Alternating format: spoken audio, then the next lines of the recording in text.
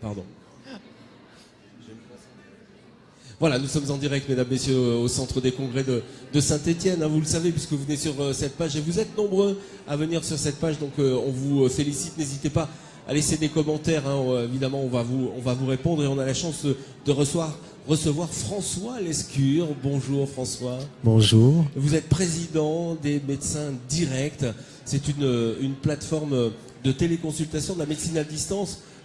Expliquez-moi comment ça fonctionne, cette médecine à distance. Alors c'est très simple.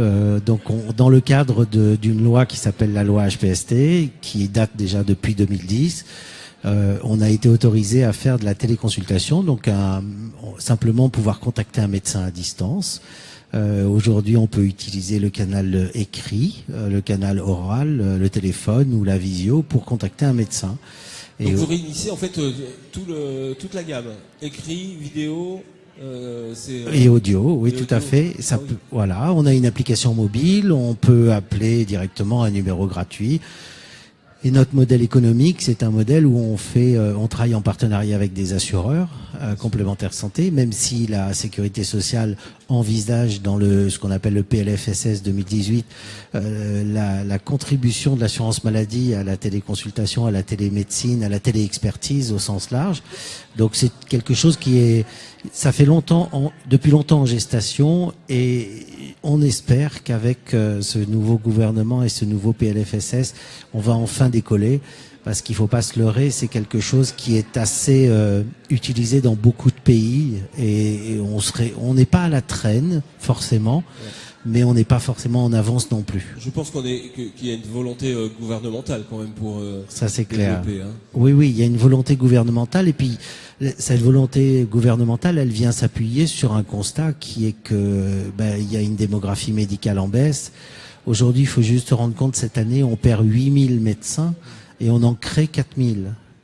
Donc forcément, ça va coincer. Et la pyramide des âges des médecins est une pyramide inversée. Hein. Donc on peut pas renouveler, avec le taux de médecins qu'on crée, on peut pas renouveler la population de médecins.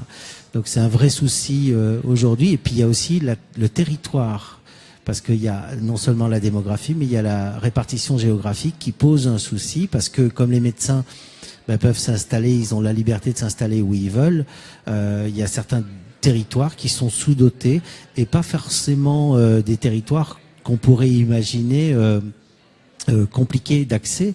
La Seine-et-Marne Nord est assez pourvue en médecins, la Seine-et-Marne Sud est dépourvue en médecins.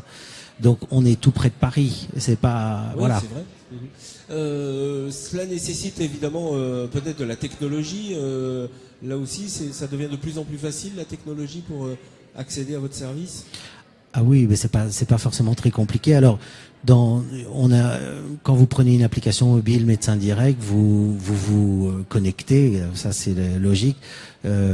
Parfois c'est un peu compliqué parce que on a une commission nationale informatique et liberté qui nous impose des systèmes de sécurité un peu compliqués, et que certaines personnes âgées, malheureusement, dans le cadre du défi autonomie, on peut en parler, ont parfois quelques soucis.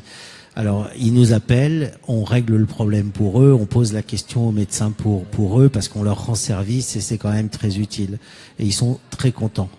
Mais par contre, il faut forcément Internet, et là, les zones qui ne sont pas des services... Alors, non, pas forcément. Si vous pouvez avoir un médecin au téléphone.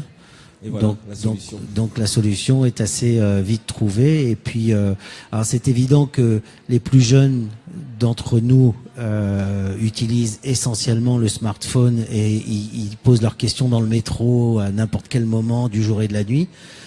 Les personnes plus âgées, elles sont quand même régulièrement dans une demande quand leur médecin est pas joignable, quand elles peuvent plus joindre personne le soir après 19h. Enfin, cette périodicité, malheureusement pour la personne âgée, est une périodicité où elle est un peu toute seule et un peu confrontée à des symptômes qu'elle n'a pas identifiés, où elle rentre. Beaucoup de personnes âgées nous